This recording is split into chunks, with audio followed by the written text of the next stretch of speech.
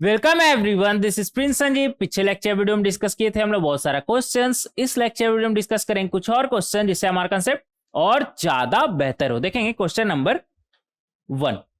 Again question discuss करने से पहले आपसे सेम बात हम कहना चाहेंगे क्या कि ये सारा का सारा क्वेश्चन आप एक बार खुद से सॉल्व करिएगा। आप खुद से सॉल्व करिएगा ना तो आपको पता चलेगा कि कहां पर क्या दिक्कत हो रहा था। ज्यादा से ज्यादा क्या होगा कि आपसे कुछ क्वेश्चन नहीं सॉल्व होगा, तो टेंशन क्यों लेना। यहां पर आप आकर के देख सकते हैं कि वो क्या गलती था जिसके वजह से आपसे क्वेश्चन नहीं सॉल्व हो पा रहा था। तो इस बात का ध्यान रखें कि जितना भी क्वेश्चन हम डिस्कस कर रहे हैं वो एक बार आप खुद से सॉल्व करिएगा, और मुझे पूरा उम्मीद है कि आप एक बार खुद से सॉल्व करेंगे। ठीक है, तो बिना किसी देरी का क्वेश्चन डिस्कशन शुरू करते हैं। देखेंगे क्वेश्चन नंबर 1 क्या बोल रहा है हमसे। क्वेश्चन नंबर 1 में if box of A denotes the greatest integer function greatest integer less then और इक्वल टू ए। ये तो हमें पहले से पता है, बॉक्स ऑफ ए क्या होता है हमारा ग्रेटेस्ट इंटीजर। आगे बढ़ेंगे।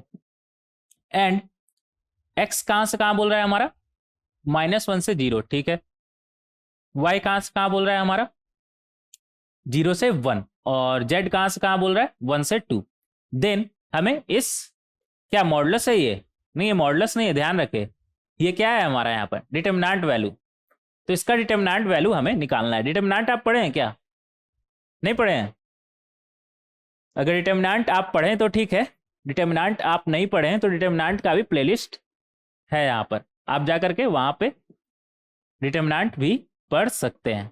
लेकिन अभी फिलहाल हम फंक्शन पढ़ रहे हैं तो अभी फंक्शन पे कॉन्सेंट्रेट करते हैं। ठीक है, देखेंगे यहाँ पर कैसे सॉल्व होगा हमारा ये। हमें इसका डिटर्मिनेंट वैल्यू बताना है। देखेंगे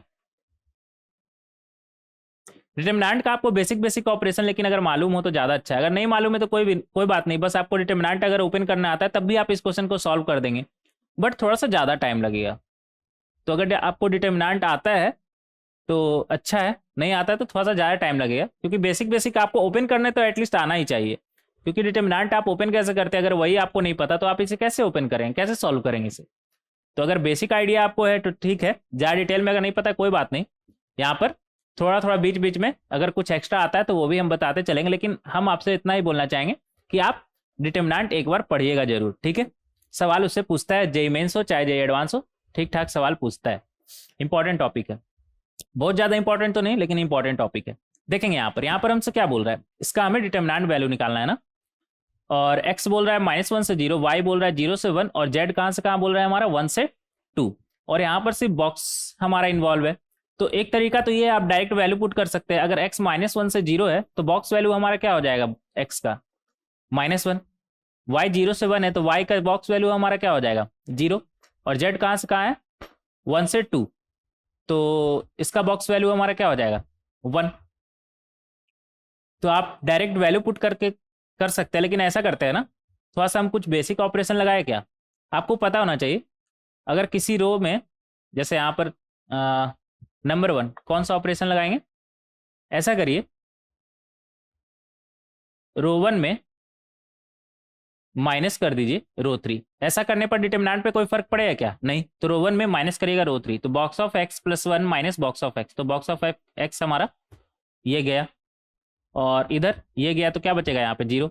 box of y minus box of y क्या बचा 0, और इधर बॉक्स ऑफ जेड, और इधर क्या है बॉक्स ऑफ जेड +1, तो इधर आ जाएगा हमारा -1। कोई दिक्कत, कोई दिक्कत नहीं। और फिर ऐसा करिए दूसरा ऑपरेशन आप लगाइए रो 2 माइनस रो 3। देखिए आप डायरेक्ट भी ओपन कर सकते हैं, कोई दिक्कत नहीं है, बट थोड़ा सा ऑपरेशन लगा के अगर सिंपल बनता है डिटर्मिनेंट तो ज़्यादा बढ़िया है ना। तो अगर रो 2 माइनस रो 3 करेंगे तो box x minus box x क्या बनेगा 0। Box of y +1 minus box of y, तो ये बॉक्स ऑफ वाई कैंसिल हो जाएगा हमारा। Box of z minus box of z +1 क्या आ जाएगा इधर -1। अब ज़्यादा सिंपल नहीं करते, आप सॉल्व करते इसे। ठीक है, ओपन करते इसे, ओपन करिएगा कैसे होता है हमारा प्लस माइनस प्लस, तो ये +1 अंदर में क्या आ जाएगा हमारा, इन दोनों का मल्टीप्लीकेशन कितना आएगा हमारा बॉक्स ऑफ जेड +1 माइनस इन दोनों का मल्टीप्लीकेशन, तो इन दोनों का मल्टीप्लीकेशन हमारा क्या है माइनस बॉक्स ऑफ वाई, तो minus minus box of y, और इधर तो 0 है ना, 0 के साथ कुछ भी रहे वो तो 0 ही होगा। और इधर क्या है हमारा प्लस के साथ खुलेगा और -1 है ना, तो -1 डायरेक्ट लिखते हैं। हालांकि आप चाहे तो ऐसे लिख सकते हैं, जिससे आपको समझ में आए कि हो क्या रहा है। और यहाँ पर क्या बनेगा, इन दोनों का मल्टीप्लीकेशन 0 है तो 0 ही आ जाएगा, और माइनस इन दोनों का मल्टीप्लीकेशन बोले तो बॉक्स ऑफ x इंटू 1 क्या बनेगा हमारा, माइनस बॉक्स ऑफ x।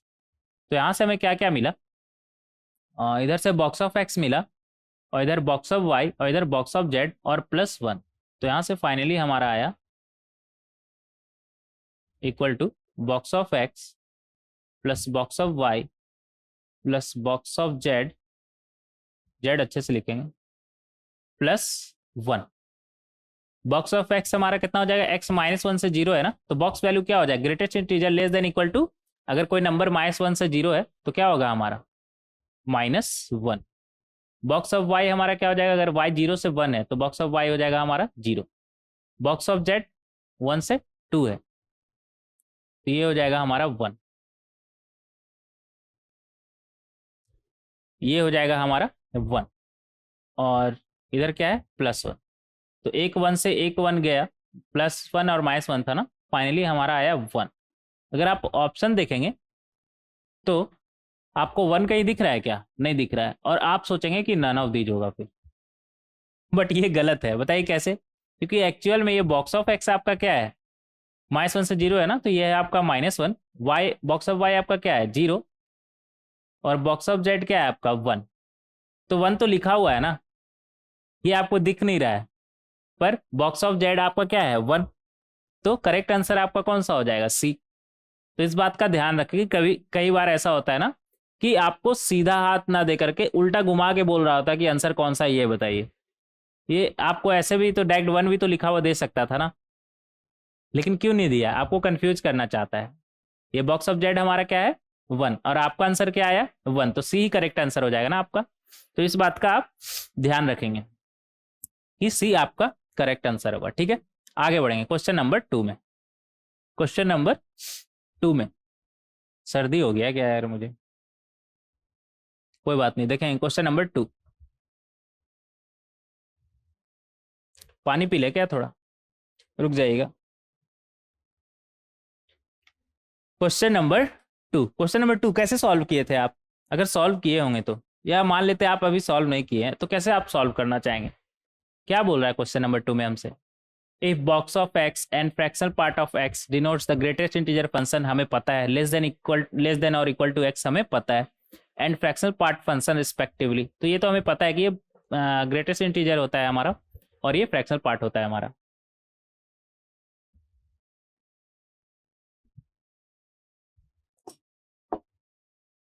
आए क्या बोल रहा है हमसे, then number of real x satisfying the equation, और हमारे पास एक इक्वेशन दिया हुआ है। ठीक है, तो हमें बताना है कौन एक्स का टोटल ऐसा कितना वैल्यू होगा जो इस इक्वेशन को सेटिस्फाई करेगा। ठीक है, देखेंगे यहाँ पर क्या लिखा हुआ है, x-2 बॉक्स ऑफ x, और इधर क्या है fractional part of x।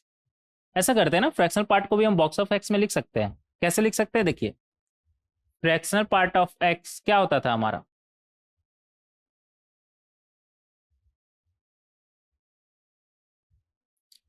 x minus box of x। तो यहां से बॉक्स ऑफ x का अगर हम बात करें तो वो कितना आ जाएगा, x minus fractional part of x। कोई दिक्कत नहीं। और आप ऐसे भी सोचिए ना कि कोई भी नंबर इंटीजर प्लस फ्रैक्शन होता है, किसी भी नंबर को हम इंटीजर प्लस फ्रैक्शन बोल सकते हैं। और आप यहाँ पे से भी देख सकते हैं, किसी भी नंबर को हम ऐसे लिख सकते हैं, मतलब उसमें इंटीजर पार्ट क्या था और हमारा इंटीजर क्या था हमारा और फ्रैक्शन क्या था। तो किसी भी नंबर को आप इंटीजर प्लस फ्रैक्शन लिख सकते हैं। तो अगर आपको फ्रैक्शन चाहिए तो नंबर में से इंटीजर माइनस कर दीजिए, और वही चीज तो है ये हमारा। अगर आपको इंटीजर चाहिए तो नंबर में से फ्रैक्शन माइनस कर दीजिए, अगर आपको फ्रैक्शन चाहिए तो नंबर में से इंटीजर माइनस कर दीजिए। एक नंबर आखिर हमारा इंटीजर प्लस फ्रैक्शन ही तो होता है, उसमें कुछ इंटीजर होता है कुछ फ्रैक्शन होता है। जैसे अगर मान लीजिए आपसे बोले हम 4.2, तो 4.2 क्या है हमारा, एक इंटीजर और एक फ्रैक्शन से मिलकर बना। इंटीजर क्या हो जाएगा 4 और फ्रैक्शन क्या हो जाएगा 0.2। समझ रहे हैं। तो ये तो हालांकि ये आप यहां पर देख सकते हैं, लेकिन ये तो कॉमन सेंस का बात है ना। कि अगर आपको फ्रैक्शन पार्ट चाहिए तो नंबर में से आप इंटीजर पार्ट माइनस कर दीजिए। तो अगर आपको फ्रैक्शन चाहिए तो नंबर में से इंटीजर माइनस कर दीजिए, लेकिन हमें क्या चाहिए, इंटीजर पार्ट चाहिए ना, तो नंबर में से क्या माइनस कर देंगे, एक सेकेंड, हमें फ्रैक्शन चाहिए ना, तो नंबर में से क्या माइनस करेंगे, इंटीजर। कोई दिक्कत, कोई दिक्कत नहीं। हालांकि यहाँ पर हम देख चुके हैं, तो आप यहाँ से भी डायरेक्ट उठा के डाल सकते हैं, लेकिन आपको हम फील दिलाना चाह रहे थे। ये होता क्या है, मतलब हम ऐसा क्यों कर रहे हैं, एक्स माइनस बॉक्स एक्स ही हमारा फ्रैक्शन पार्ट ऑफ एक्स क्यों है, वो इसलिए क्योंकि आपको फ्रैक्शन चाहिए तो नंबर में से आप इंटीजर माइनस कर दीजिए। फॉर एग्जाम्पल 4.2 में से अगर आपको फ्रैक्शन चाहिए, कितना फ्रैक्शन है, तो 4.2 आखिर एक इंटीजर और फ्रैक्शन से मिलकर बना है, इंटीजर 4 और फ्रैक्शन 0.2। तो अगर आपको फ्रैक्शन चाहिए तो उसमें से आप इंटीजर पार्ट माइनस कर दीजिए, क्या है हमारा 4, तो 4.2 में से 4 माइनस कर दिए, क्या मिलेगा आपको, फ्रैक्शन मिलेगा। ठीक है, तो आपको बस फील दिलाना चाह रहे थे। तो यहां से हमें क्या मिलेगा, सबको एक तरफ लाएंगे, बॉक्स एक्स, इधर क्या है एक्स माइनस 2, और ये बॉक्स उस तरफ जाएगा तो क्या बनेगा, बॉक्स एक्स, और इधर एक्स माइनस 2, एक्स माइनस, इसे भी इधर ही ले आइए, minus x minus 1 equal to 0। कोई दिक्कत, कोई दिक्कत नहीं। अगर आप इन दोनों में से बॉक्स एक्स कॉमन ले ले तो अंदर में क्या बचेगा, एक्स माइनस 2, ये इधर जाके plus x, plus box x हो जाएगा ना, इधर माइनस बॉक्स एक्स था, प्लस 1। कोई दिक्कत, कोई दिक्कत नहीं। और इधर क्या है हमारा, एक्स माइनस 1 इक्वल टू 0। तो यहां से हमें क्या मिलेगा, बॉक्स ऑफ एक्स, और इधर -2 + 1 क्या बनेगा, x minus 1 minus x minus 1 equal to 0। अब यहाँ पर अगर हम x माइनस 1 कॉमन बाहर निकाल ले तो अंदर में क्या बचेगा हमारे पास, box of x minus 1 equal to 0। इन दोनों का 0 ने क्या मतलब है, या तो हमारा x माइनस 1 0 और बॉक्स ऑफ x माइनस 1 0। अगर x माइनस 1 0 हुआ हमारा तो यहाँ से x का क्या वैल्यू मिला, 1, और अगर ये 0 हुआ तो यहाँ से बॉक्स x का क्या वैल्यू मिला, 1। अगर बॉक्स एक्स का वैल्यू 1 है मतलब एक्स कहाँ से हो सकता है हमारा, 1 से 2। तो यहां से हमें क्या मिला, एक्स बिलोंग्स टू 1 से 2। हमसे क्या पूछा था, नंबर ऑफ रियल एक्स। तो यहाँ पर तो बहुत सारा नंबर आ रहा है ना, एक से लेकर के 2 तक का कोई भी नंबर आप उठाइएगा तो इस इक्वेशन को सेटिस्फाई करेगा। तो ऐसा रियल एक्स कितना होगा, तो 1 से लेकर के 2 के बीच रियल एक्स हमारा कितना है, 1 से लेकर के 2 के बीच कितना नंबर है हमारा, 2 3 4, इनफाइनाइट नंबर है ना, 1.1 1.2 1.3 1.365, ऐसा इनफाइनाइट नंबर है। किसी भी दो नंबर के बीच इनफाइनाइट नंबर होता है। अगर आपसे बोले 1 और 2 के बीच कितना नंबर है, तो इसके बीच तो बहुत सारा नंबर है। कितना नंबर है, इनफाइनाइट नंबर है, एक दो नंबर नहीं, इनफाइनाइट नंबर। आप सोच भी नहीं सकते इतना, किसी भी दो नंबर के बीच। अच्छा, ये छोटे क्लासेस में ये सब पूछा जाता था ना कि 2 नंबर के बीच कितना नंबर होता है, ये सब। अच्छा, अगर आपसे पूछे 1 और 2 के बीच कितना इंटीजर है, तो इंटीजर एक भी नहीं है। अगर 1 इंक्लूड है तो एक 1 आएगा बस। अगर इसमें अगर पूछा जाए तो एक ही इंटीजर है 1। लेकिन अगर 1 और 2 के बीच 1 एक्सक्लूड और 2 भी एक्सक्लूड, फिर पूछेंगे कितना इंटीजर है 1 और 2 के बीच, तो एक भी इंटीजर नहीं है। 1 और 3 के बीच पूछे तो सिर्फ एक इंटीजर 2 आएगा। लेकिन अगर रियल नंबर का बात करें तो रियल नंबर तो बहुत सारा होगा हमारा।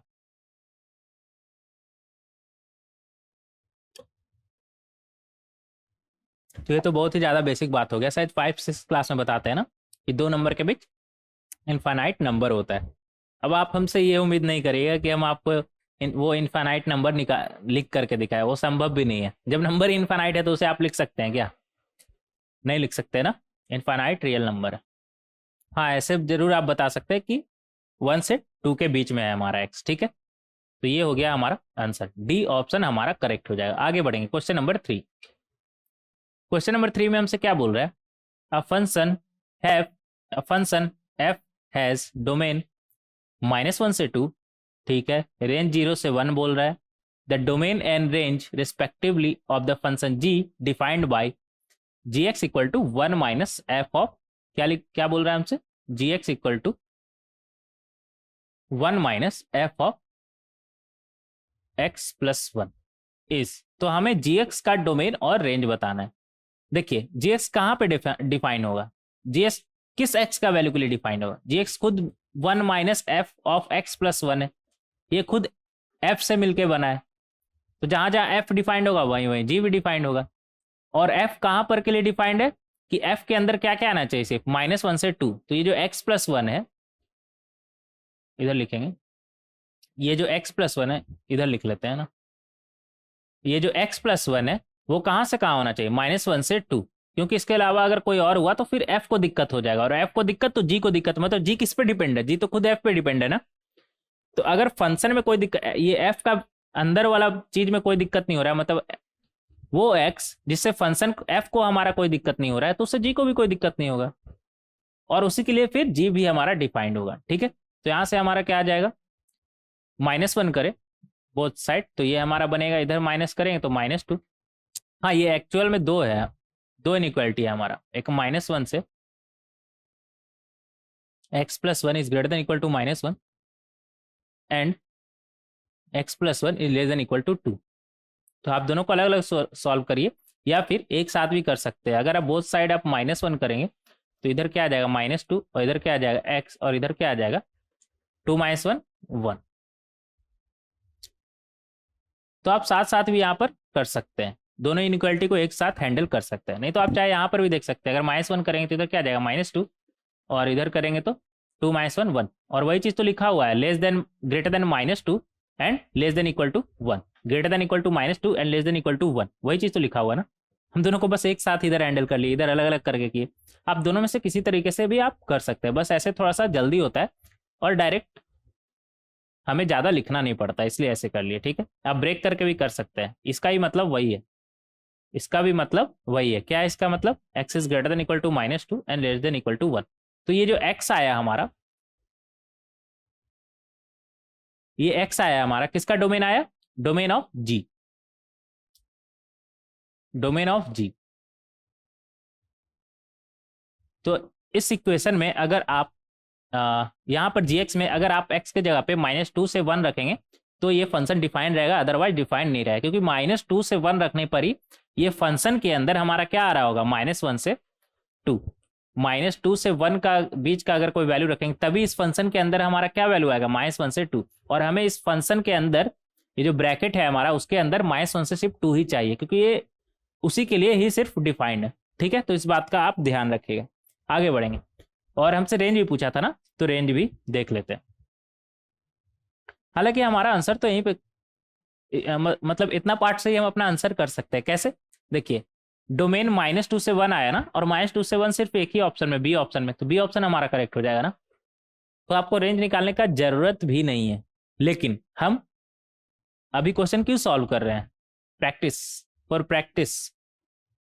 तो प्रैक्टिस करते वक्त ध्यान रखें कि आपको सिर्फ आंसर से ना मतलब हो, आप क्वेश्चन से कुछ सीखने के लिए ही काम कर रहे हैं। ठीक है, हो सकता है कि किसी दो ऑप्शन में -2 से 1 रहता, तब क्या करते। तो इस बात का ध्यान रखिएगा कि रेंज पूछ रहा है ना, तो रेंज पहले हम निकाल लेते हैं। रेंज क्या हो जाएगा हमारा, फंक्शन -1 से 2 पर क्या दे रहा है, 0 से 1, तो ये हमारा कहाँ से कहाँ वैल्यू देगा, 0 से 1। अगर ये 0 से 1 देगा और 1 में से माइनस करेंगे 0 से 1 वैल्यू, तो ये हमारा आ जाएगा 1 - 1 कितना होता है हमारा 0, और 1 - 0 1, तो ये वैल्यू फिर हमारा 0 से 1 चलेगा, और हमारा रेंज कितना आ जाएगा 0 से 1। तो इस तरीके से आप रेंज भी निकाल सकते हैं। तो रेंज ऑफ जी हमारा क्या आ गया, 0 से 1। कोई दिक्कत, कोई दिक्कत नहीं, आसान क्वेश्चन था, आप कर सकते थे। ठीक है, आप कर सकते थे। हाँ, ये जो यहाँ पर एक बात का और ध्यान दीजिएगा, हो सकता है आपको कंफ्यूजन हो जाए, इसलिए हम पहले ही बता के चल रहे हैं कि ये फंक्शन जो f है हमारा, ये जो fx है हमारा, ये x -1 से 2 के लिए डिफाइंड है। मतलब यहां पर आप x के जगह पे -1 से सिर्फ 2 ही रख सकते हैं, लेकिन अगर gx का बात करें तो वो किस x के लिए डिफाइंड है, -2 से 1। तो आपको कंफ्यूज नहीं होना है यहां पर, मतलब यहां पर जो x आया वो किसके लिए आया, g के लिए आया, कि g में हम ये x का वैल्यू रखेंगे तो gx हमारा डिफाइंड होगा। अब मतलब ऐसा ना हो कि ये सोचने लगे कि आप थोड़ी देर पहले बोले थे -1 से 2 के लिए डिफाइंड था एफ एक्स, अब बोल रहे हैं -2 से, थोड़ी देर पहले बोले थे -1 से 2 के लिए डिफाइंड है एफ एक्स, अब बोल रहे हैं कि -2 से 1 के लिए डिफाइंड है एफ एक्स। नहीं, हम ऐसा नहीं बोल रहे हैं, हम बोले जी एक्स डिफाइंड है -2 से 1 के लिए, एफ एक्स तो -1 से 2 के लिए ही डिफाइंड है। समझ रहे हैं, इस बात को आप समझिए। नहीं तो ये एक्स आपको देखने में लग रहा है, अगर आपको ऐसा लगे ना बार बार, तो ये कहाँ गया, यहां पर ये जो आया हमारा x वो g के लिए आया, मतलब g की जगह पे आप -2 से 1 रखेंगे। एफ एक्स में तो अभी भी -1 से 2 ही जा रहा होगा, मतलब ये वैल्यू रखेंगे तो यहाँ पर -1 से 2 ही जाएगा आपका वैल्यू। अगर आप -2 से 1 रखेंगे तो यहाँ पर आप x+1 में -2 से 1 रखेंगे तो ये f के अंदर तो -1 से 2 ही जाएगा। तो उसके लिए आप बेफिक्र रहिए कि ये अपना डोमेन में है कि नहीं, वो डोमेन में ही रहेगा। ठीक है, तो इस बात का ध्यान रखिएगा। हालांकि हम नहीं चाहते आपको कंफ्यूज करना, हो सकता है आपको ये डॉट आया भी ना हो और हम जबरदस्ती का आपको डॉट क्रिएट कर रहे हो, तो ये भी हम नहीं चाहते। ठीक है, तो ये जो जी आया था, ये जो एक्स वैल्यू आया था हमारा, वो जी फंक्शन के लिए आया था, इसलिए वो डोमेन, ये जो एक्स है हमारा जी का डोमेन होगा, ना कि एफ का। इस बात का ध्यान रखेंगे। आगे बढ़ेंगे, क्वेश्चन नंबर 4। और ये सब बहुत ही आसान क्वेश्चन है यार, इसमें तो कंफ्यूजन नहीं होना चाहिए आपको। क्या बोल रहा है क्वेश्चन नंबर 4 में, क्या बोल रहा है, which of the following functions have the same domain and range.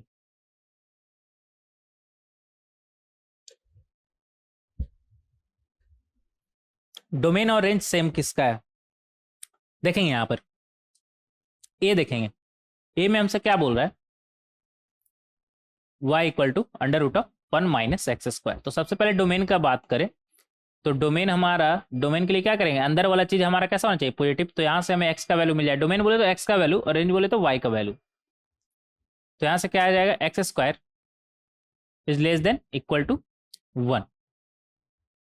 ऐसा करिए, इधर ले आइए, x² - 1 is less than equal to 1। तो यहाँ से क्या आ जाएगा, x+1 x - 1 is less than equal to 1। हालांकि आपको ये डायरेक्ट सॉल्व करना सिखाए थे, जब मॉडुलस बता रहे थे तो वहां पे बताया था ना कि अगर ये 1 से कम है तो ये फिर कहाँ से कहाँ चलेगा। लेकिन हम आपको ये चीज़ सिखाना चाहते हैं, हम जानबूझकर कई बार ऐसा करते हैं ना, कुछ कंसेप्ट इन्वॉल्व करते हैं जिससे आपको एक थोड़ा थोड़ा चीज़ सीखने को मिले। तो इस इक्वल टू कैसे सॉल्व करते हैं, सबसे पहले प्लस लिख दीजिए, फिर क्या है 1, 1 किससे आया था, x - 1 से, तो इसका पावर क्या है 1, जो कि ऑड है, तो ऑड है तो साइन चेंज हो जाएगा, पॉजिटिव से निगेटिव। फिर क्या आया -1, -1 किससे आया था, x+1 से, इसका पावर 1 जो कि ऑड है तो साइन चेंज हो जाएगा, नेगेटिव से पॉजिटिव। तो अब बताइए यहाँ पर निगेटिव कहाँ पर है, तो -1 से 1 के बीच निगेटिव है ना, ये x नंबर लाइन है, तो -1 और 1 के बीच लेस देन हमारा 0 है, निगेटिव कहाँ पर है, -1 से 1, और एग्जैक्टली इक्वलिटी साइन भी है ना, तो एग्जैक्टली 0 होगा हमारा -1 पे और 1 पे, तो -1 और 1 हमारा इंक्लूड होगा। तो यहाँ से हम बोल सकते हैं -1 से 1, कोई दिक्कत, कोई दिक्कत नहीं। अब रहा बात y का वैल्यू, तो y का वैल्यू भी एक बार कैलकुलेट कर लेंगे। तो देखिए, ये √1 - x का वैल्यू हमारा कहाँ से कहाँ है, -1 से 1 ना, और इसका स्क्वायर है, तो आप -1 से 1 के बीच का अगर स्क्वायर करेंगे तो फिर कहाँ से कहाँ चलेगा, 0 से, मैक्सिमम वैल्यू हमारा क्या आ जाएगा 1। कोई दिक्कत, आप सोचेंगे कि ये माइनस वाला चीज किधर गया, स्क्वायर करेंगे तो वो पॉजिटिव बन जाए, तो मिनिमम इसका क्या आएगा, -1 से 1 के बीच का नंबर का आप स्क्वायर करेंगे तो मिनिमम आपका क्या आएगा, 0 ही आएगा ना, किसी का स्क्वायर मिनिमम 0 ही आता है। और एक्स किस वैल्यू के लिए आएगा, 0 के लिए आएगा, और मैक्सिमम क्या आएगा इसका स्क्वायर करने पे 1, और एक्स किस वैल्यू के लिए आएगा, -1 और 1 पे स्क्वायर करेंगे तो 1 आएगा। ठीक है, तो यहाँ से आ जाएगा हमारा अगेन 1 - 1 0, 1 - 0 1, तो ये चलेगा फिर 0 से 1, उसका रूट करेंगे तो ये 0 से 1। तो यहाँ पर देख सकते हैं डोमेन हमारा ये है, और अगर डोमेन का बात करें, डोमेन ऑफ फंक्शन, तो वो हो जाएगा हमारा -1 से 1, और रेंज का बात करें तो रेंज कहाँ से कहाँ आ रहा है, 0 से 1। सेम है क्या, सेम है दोनों ना, सेम नहीं है, तो ये हमारा आंसर नहीं होगा, तो ए इनकरेक्ट हो गया। ठीक है, बी देखेंगे, बी में हमसे क्या बोल रहा है, जी एक्स इक्वल टू, ऐसा करिए y में लिखिए तो आपको ज़्यादा अच्छा से समझ में आए, y इक्वल टू 1/x। अब देखिए इसका तो आपको पता ही है, इसको प्रॉब्लम कहाँ से होगा y को, जब x हमारा क्या हो 0। तो यहाँ से हम डोमेन बोल सकते हैं x belongs to all real number except 0। और रहा बात रेंज का, तो रेंज कैसे निकालते हैं? अब y क्या नहीं हो सकता है हमारा, y belongs to all real except 0, except 0। y 0 नहीं हो सकता। और आप ऐसे ही सोचिए ना, x आप कुछ भी वैल्यू रखिए 0 नहीं होगा, लेकिन 0 के लिए तो न्यूमरेटर आपका 0 होना चाहिए। तो y आपका ऑल रियल नंबर होगा एक्सेप्ट 0। हालांकि आपको एक शॉर्टकट सिखाए थे ना, क्या शॉर्टकट सिखाए थे? शॉर्टकट क्या मतलब, आपको निकाल के दिखाए थे कि अगर y आपका ax प्लस बी है, ax प्लस बी अपॉन सी एक्स प्लस डी है, ये अच्छे से लिखिएगा। तो इसका रेंज क्या आता है हमारा, y belongs to all real number minus except a by c बोले तो coefficient of x in numerator and coefficient of x in denominator. और यहाँ पर अगर बात करें तो यहाँ पर a क्या है हमारा, अगर इसे इस यहाँ पर बैठा है तो x का कोफिशिएंट 0 है ना, तो 0x प्लस 1 और नीचे में क्या आ जाएगा 1x प्लस डी क्या हो जाएगा 0। तो यहाँ पर आपको दिख नहीं रहा है a क्या है हमारा 0 और c क्या है हमारा 1, तो r माइनस 0। तो यहाँ से आ जाएगा y belongs to all real number except 0। कोई दिक्कत? कोई दिक्कत नहीं। तो दोनों तो सेम ही आ रहा है ना, सेम है, सेम है ना। तो ये हमारा, ये क्या हुआ, ये हमारा करेक्ट हो जाएगा। और अभी दो ऑप्शन आ रहे हैं ना, तो ऐसा करते हैं एक स्लाइड ऐड कर लेते हैं, यहाँ पे तो जगह बचा नहीं, रुक जाइएगा।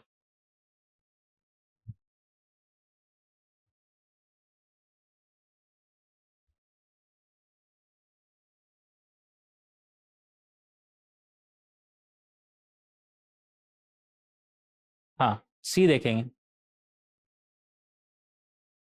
सी में क्या है, y equal to root x, y equal to root x था ना। तो यहाँ पर रूट के अंदर बस निगेटिव नहीं होना चाहिए, मतलब x greater than equal to 0। और रहा बात y का, तो y रूट हमारा कहाँ से कहाँ होता है, वो भी हमारा ग्रेटर देन इक्वल टू 0 होगा। तो ये भी तो सेम है ना। y equal to root x का ग्राफ याद है क्या आपको? x की जगह पे सिर्फ पॉजिटिव रख सकते हैं, 0 रखिएगा तो क्या आएगा 0।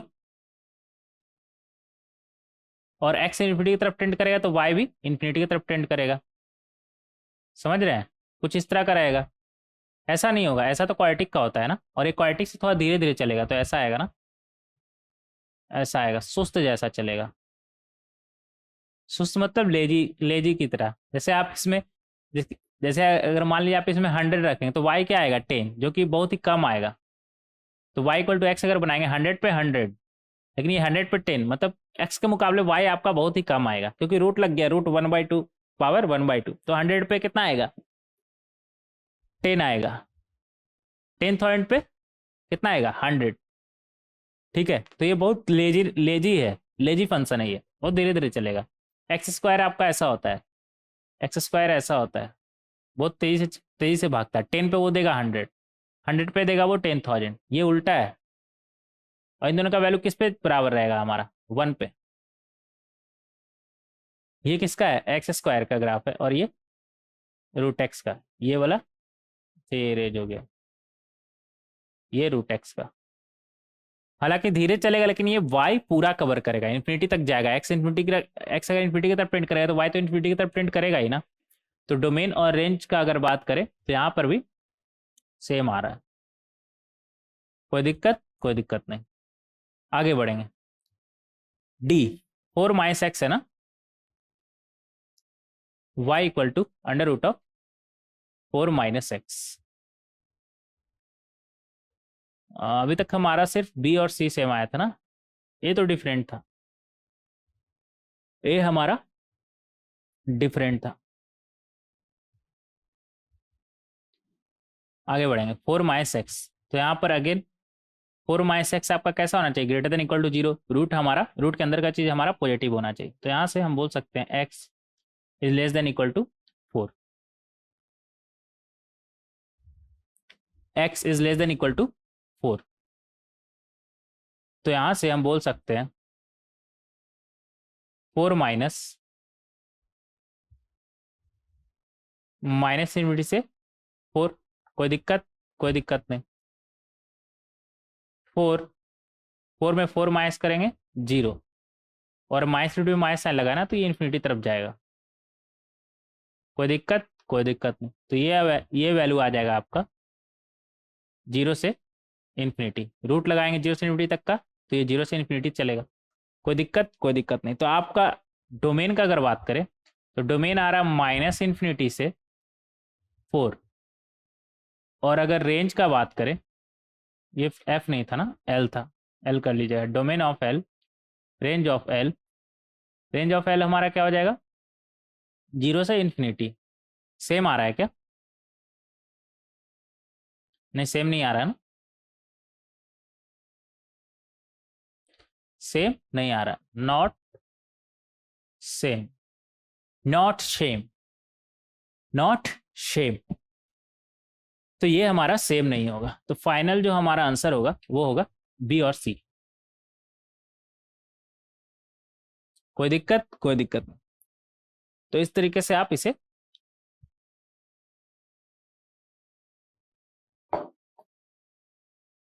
सॉल्व कर सकते हैं, सॉल्व कर सकते हैं। आगे बढ़ेंगे। Question number 5। क्वेश्चन नंबर 5 में हमसे क्या बोल रहा है? The number of integral values of x satisfying the inequality. अच्छा, एक्स का इंटीग्रल वैल्यू बताना है जो इस इक्वेशन को सेटिस्फाई कर रहा हो। ठीक है, देखते हैं यहाँ पर। और box of x represent greatest integer function, ठीक है, हमें मालूम है। आगे बढ़ेंगे। तो यहाँ पर इनइक्वालिटी क्या है हमारा? X minus box of x minus 5, box of x minus 3 plus 2, और इधर क्या है? Box of x minus 5 plus 2 times of box of x minus 3। देखिए, बॉक्स में अगर एन मान लेते हैं हमारा इंटीजर है, तो हम इंटीजर अलग से लिख सकते हैं क्या? मतलब आप एक्स का बॉक्स निकाल लीजिए और प्लस इंटीजर, ऐसा लिख सकते हैं क्या? पिछले लेक्चर वीडियो में इसके बारे में बात किए थे, पिछले और उसके पिछले लेक्चर वीडियो में बात किए थे। मतलब जब रिवीजन कर रहे थे तब भी बात किए थे, और जब थ्योरेटिकल पॉइंट कवर कर रहे थे तब भी ये बात किए थे कि अगर इंटीजर ऐड हो रहा है बॉक्स के अंदर, उसे आप अलग से ऐड करके लिख सकते हैं, उसमें कोई दिक्कत नहीं है। फॉर एग्जाम्पल, आप चाहे तो आपको एक और फिर से समझा देते हैं। अगर मान लेते हैं 4.2 प्लस 4 है, तो आप यहाँ पर बॉक्स ऑफ एक्स 4.2 प्लस 4 लिख सकते हैं। कितना आ जाएगा आपका? इसका आ जाएगा 4, और इधर आ जाएगा 4, बोले तो 8। या फिर आप इन दोनों को जोड़ दें और फिर बॉक्स निकालें, तब भी आपका 8 से सेम आ रहा है ना, सेम सेम। कोई दिक्कत? कोई दिक्कत नहीं। तो इसे आप याद रखिए कि अगर इंटीजर अंदर में ऐड हो रहा है तो वो इंटीजर आप अलग से लिख सकते हैं। हालांकि अगर मान लेते ये फ्रैक्शन पार्ट रहता, मतलब फ्रैक्शन पार्ट में अगर इंटीजर ऐड होता, तो क्या होता है? ये सिर्फ फ्रैक्शन पार्ट ही होता है, क्योंकि फ्रैक्शन पार्ट में इंटीजर ऐड करने से कोई फर्क नहीं पड़ता है। फॉर एग्जाम्पल, पहले इसे इधर ये लिख लेते हैं। फॉर एग्जाम्पल, अगर आपसे हम पूछे 0.2 या फिर 0.2 प्लस 1 या फिर 0.2 प्लस 3, तो इन सभी में आपको डायरेक्ट दिख रहा है कि फ्रैक्शनल पार्ट हमारा कितना है? 0.2 ही है। तो इंटीजर प्लस होने से आप उसको इग्नोर मार के चल सकते हैं, किसमें? फ्रैक्शन पार्ट में। और रहा बात बॉक्स वैल्यू में, तो बॉक्स वैल्यू में इंटीजर हम अलग से ऐड कर लेंगे। ठीक है, बॉक्स वैल्यू में अलग से इंटीजर ऐड हो जाता है, और फ्रैक्शन पार्ट में इंटीजर को हम हटा ही देते हैं, इग्नोर मार देते हैं। तो यहाँ पर बॉक्स वैल्यू है ना, तो यहाँ पर x माइनस 5 है, तो इसे आप ऐसे नहीं लिख सकते बॉक्स ऑफ x माइनस 5। कोई दिक्कत? कोई दिक्कत नहीं। x माइनस 3 का बॉक्स वैल्यू को आप ऐसे नहीं लिख सकते box value of x minus 3। इधर क्या है? प्लस 2, और इधर क्या है हमारा? Less than. ये क्या बनेगा? Box of x minus 5। Integer को हम बाहर निकाल सकते हैं, plus 2 times box of x minus 3। कोई दिक्कत? कोई दिक्कत नहीं। अब थोड़ी देर के लिए ना बॉक्स ऑफ x को आप t मान लीजिए, तो ये क्या लिखा हुआ है हमारा? t minus 5, t minus 3 plus 2 is less then t minus 5 plus 2 times t minus 3। तो यहां से आ जाएगा हमारा T square minus 8t plus 15, और इधर क्या है? 2, और यहां से क्या मिलेगा हमें? 2t प्लस t, 3t और इधर -6, इधर -5, मतलब -11। तो यहाँ से आपको मिलेगा t² और -8t है ना, और इधर से 3t जाएगा तो -11t, और इधर 15 + 2 17, 17, और इधर -11 उस तरफ जाएगा तो क्या बनेगा +11, 17 + 11 क्या बनेगा 28 = 0। तो यहाँ पर तो आपको डायरेक्ट दिख रहा है इसका रूट क्या है हमारा 7 और 4। इतना तो आप एक्सपर्ट हो गए होंगे ना क्वाड्रेटिक का रूट निकालने में। इसको इस तरीके से ब्रेक कर सकते हैं t-4 t-7। अच्छा ये लेस देन था ना, लेस देन, ये इक्वल टू कहाँ से आ गया? इसका रूट अगर 4 और 7 है तो इस तरीके से हम फैक्टर में इसको ब्रेक कर सकते हैं, मतलब इन दोनों का प्रोडक्ट आपका यही आएगा लेस देन 0। अब देखिए 7 4, इसे कैसे सॉल्व करते हैं? 7 के बाद लिख दीजिए प्लस, राइट मोस्ट साइड हम क्या लिखते हैं प्लस, फिर क्या है 7 7 7 किससे आया था t-7 से, इसका पावर क्या है 1 जो कि ऑड है तो साइन चेंज हो जाएगा पॉजिटिव से निगेटिव। फिर क्या आया 4 4 किससे आया था t-4 से, t-4 का पावर ऑड 1 है ना जो कि ऑड है, तो ऑड है तो साइन चेंज हो जाएगा नेगेटिव से पॉजिटिव। तो आपको दिख नहीं रहा है कि इसका वैल्यू लेस देन 0 कहाँ पर है, 4 के बाद और 7 के पहले इसका वैल्यू निगेटिव है, मतलब आप x के जगह पे 4 से 7 के बीच का अगर नंबर रखेंगे तो इसका वैल्यू हमारा लेस देन 0 आएगा। और एग्जैक्टली 4 और 7 हमारा इंक्लूड नहीं होगा क्योंकि लेस देन 0 बोल रहा है, इक्वल टू 0 नहीं बोल रहा है, और 4 और 7 पे तो ये वैल्यू हमारा इक्वल टू 0 हो जाएगा। तो यहाँ से फाइनली हमारा t का वैल्यू क्या आ गया, t आ गया हमारा >4 लेस देन 7। t का वैल्यू क्या आ गया >4 लेस देन 7, और t क्या था हमारा बॉक्स ऑफ x, तो box of x >4 less than 7। Box of x हमारा क्या होता है इंटीजर, तो इंटीजर >4 लेस देन 7 कौन कौन सा इंटीजर आ जाएगा आपका >4 कितना हो जाएगा 5 6, कोई दिक्कत? कोई दिक्कत नहीं। तो अगर बॉक्स ऑफ x ऐसे लिखिएगा 5 है और 6 है ना, तो अगर बॉक्स ऑफ x 5 है तो x कहाँ से कहाँ है 5 से 6, 6 इंक्लूड नहीं होगा ना 5 से 6, और बॉक्स ऑफ x 6 है तो x मतलब कहाँ से कहाँ है 6 से 7। तो x कहाँ से कहाँ है 5 से 6 6 से 7 बोले तो x बिलोंग्स टू 5 से लेकर के 7। आपसे क्या पूछ रहा है number of integral values of x, तो इन x हमारा आ गया 5 से 7, इसके बीच इंटीग्रल वैल्यू कितना है वो क्या आप नहीं देख सकते हैं कितना है 5 और 6, 7 पे ओपन है ना, तो 5 और 6 कितना है 5 और 6, तो हमारा आंसर कितना हो जाएगा 5 और 6 नहीं, पूछा है नंबर ऑफ इंटीग्रल वैल्यू, तो नंबर ऑफ इंटीग्रल वैल्यू तो हमारा 2 हो जाएगा ना। तो इस तरीके से हम इसे सॉल्व कर सकते हैं। कोई दिक्कत? कोई दिक्कत? कोई दिक्कत नहीं, आगे बढ़ेंगे। क्वेश्चन नंबर 6, क्वेश्चन नंबर 6 में हमसे क्या बोल रहा है, प्यास बहुत लग रहा है यार मुझे।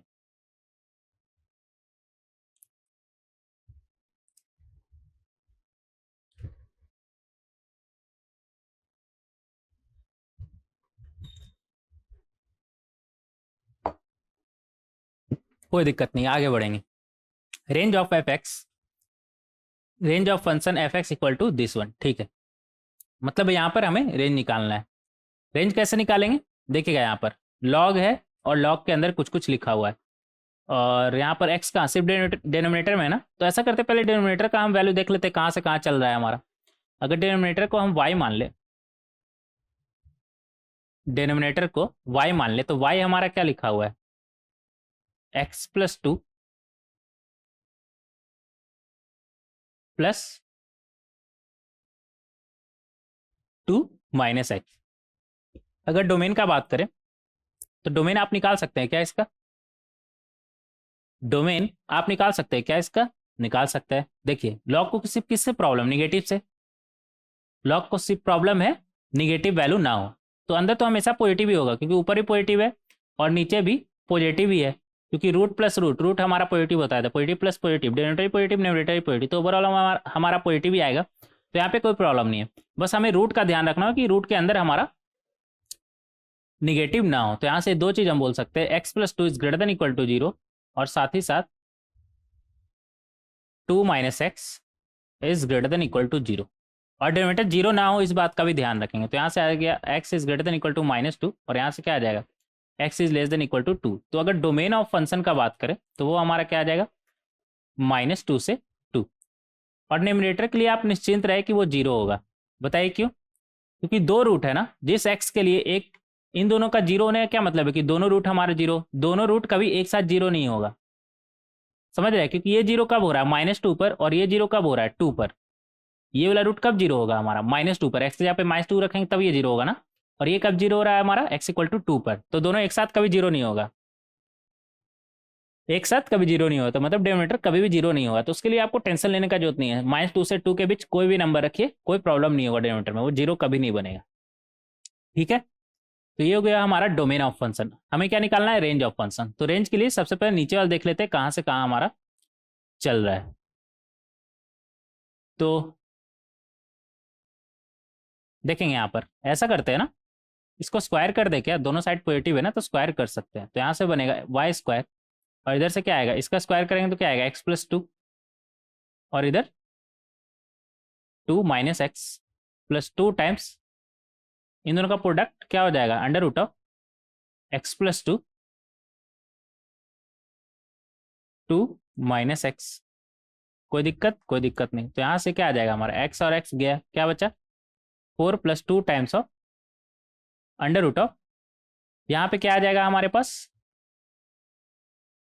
इधर से आएगा -x² और x वाला टर्म तो हमारा कैंसिल हो जाएगा ना, तो इधर 2x और इधर -2x वो गया और इधर से 4। तो ये बनेगा हमारा 4 - x²। क्या बनेगा हमारा 4 - x²। अब देखिए x हमारा कहाँ से कहाँ है, -2 से 2। x हमारा कहाँ से कहाँ है, -2 से 2।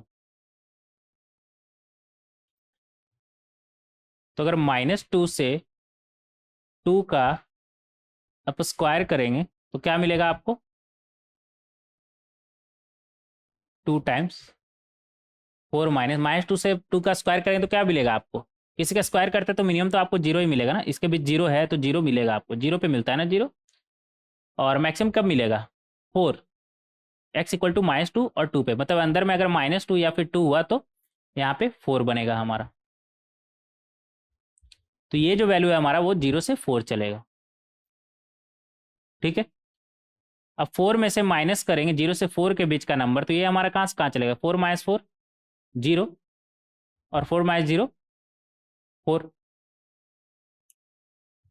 ज्यादा माइनस करेंगे तो मिनिमम देगा और कम माइनस करेंगे तो मैक्सिमम देगा। तो 0 सबसे छोटा है तो सबसे छोटा नंबर को माइनस करेंगे तो वहां पे क्या मिलेगा 4। तो यहाँ से आ जाएगा हमारा 4+2 और 0 से लेकर के 4 तक का आप रूट करेंगे तो वो क्या मिलेगा आपको 0 का रूट 0 4 का रूट 2, तो 0 से लेकर के 2 तक का नंबर मिलेगा। अब उसे 2 से मल्टीप्लाई करेंगे तो फिर ये 0 से कहाँ चलेगा 2 × 2 4। कोई दिक्कत? कोई दिक्कत नहीं।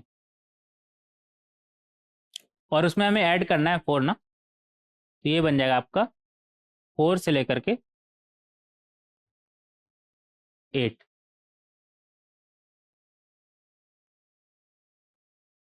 4 से लेकर के 8। अब वाई स्क्वायर अगर आपका 4 से 8 है मतलब वाई क्या है, यहाँ से क्या आया y² equal to this one. अगर वाई स्क्वायर आपका 4 से 8 है तो यहाँ से y आपका क्या आ जाएगा -8 से, एक सेकेंड, -√8 से -√4 यूनियन √4 से √8। कोई दिक्कत? कोई दिक्कत नहीं। अगर y² 4 से 8 है मतलब y कहाँ से कहाँ रहा होगा √4 से √8 या फिर -√8 से -√4। कोई दिक्कत? कोई दिक्कत नहीं। ये मॉडल्स में सीखे थे ना, अगर y² हमारा t है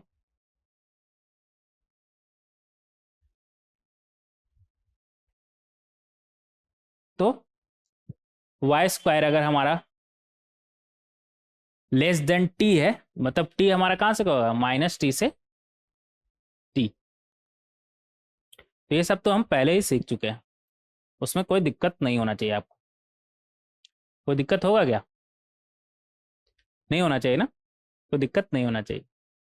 अगर दिक्कत है तो उस पर बात कर ले क्या थोड़ा सा, कि वाई स्क्वायर अगर 4 से 8 है तो वाई 4 से 8 √4 से √8 या फिर -√8 से -√4 होगा।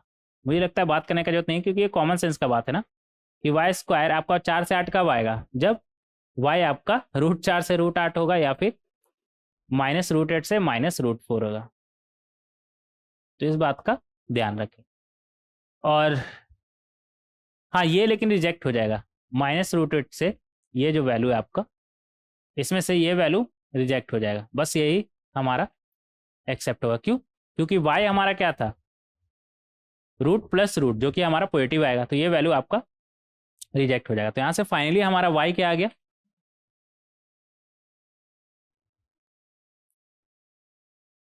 √4 बोले तो 2, √8 बोले तो 2√2। ठीक है, y किसे हमने माना था, डिनोमिनेटर को। ऐसा करते हैं ना, जहाँ जहाँ y वहाँ d कर दीजिए डिनोमिनेटर, इससे आपको याद रहे। डिनोमिनेटर यहाँ से यहाँ चल रहा है आपका।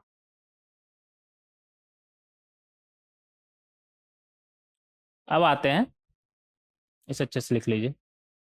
तो डिनोमिनेटर आपका 2 से लेकर के 2 तक देगा। अब एफ एक्स का अगर बात करें तो बोले तो y इक्वल टू क्या बन जाएगा फिर हमारा, log बेस 2, और इधर क्या आ जाएगा 4, और नीचे कहाँ से कहाँ चल रहा है, 2 से 2√2। बोले तो log बेस 2, और इधर क्या बनेगा 4/2, क्या बन जाएगा हमारा 2, और मैक्सिमम से माइनस होगा तो मिनिमम देगा, 2 रूट से मैक्सिमम से डिवाइड होगा तो मिनिमम देगा, 2√2 से डिवाइड करिए तो क्या बनेगा 2, बनेगा हमारा ये 2 से 2 गया √2। तो ये जो अंदर का वैल्यू है फिर हमारा √2 से 2 चलेगा, और log of √2 to the base 2 कितना आएगा हमारा, half. log of 2 to the base 2 कितना आएगा हमारा 1। तो ये वैल्यू फिर हाफ से 1 चलेगा। तो रेंज क्या आ गया हमारा, हाफ से 1, मतलब y का वैल्यू आपका हाफ से 1 देगा। कोई दिक्कत, कोई दिक्कत नहीं होना चाहिए आपको। ठीक है, स्टेप बाय स्टेप काफ़ी धीरे धीरे हम आगे बढ़े हैं। चाहते तो एक बार में आपको बोल देते कि हाँ नीचे ऐसे हो रहा है, ऊपर ऐसे हो रहा है, और फिर बात खत्म करते, लेकिन डिटेल में आपको क्यों समझाए, ताकि आपको किसी भी तरह का कोई भी डॉट ना बना रहे। आगे बढ़ेंगे, क्वेश्चन नंबर 7। क्वेश्चन नंबर 7 में हमसे क्या बोल रहा है, if fractional part equal to 2/3। अच्छा, फ्रैक्शनल पार्ट 2/3 है, और यहाँ पर लंबा सा बॉक्स और फ्रैक्शनल पार्ट इन्वॉल्व है इक्वल टू 5। देन ABCD में से हमें बताना है चारों में से कौन सा ऑप्शन करेक्ट है। और नीचे में क्या बोल रहा है, box of x fractional part of x denotes greater integer function. अच्छा, ये सब हमें मालूम है, बार बार मत बताओ ऐसा बार बार बता रहा है ना। अच्छा देखिए, बार बार अलग से क्यों लिखता है, बात को समझिए। ये सब जो सवाल है ना, हो सकता है किसी एग्जाम में आया हो, चाहे वो जेई मेंस हो या फिर जेई एडवांस हो। पहले आपका AI ट्रिपल ही होता था, तो कभी ना कभी एग्जाम में आया होगा, और एग्जाम में तो बताना बनता है ना, कि हो सकता है वो उसे फ्रैक्शनल पार्ट या फिर ग्रेटेस्ट इंटीजर ना मान रहा हो, नॉर्मल ब्रैकेट मान रहा हो, इसलिए ये बार बार यहाँ पर लिखा हुआ है।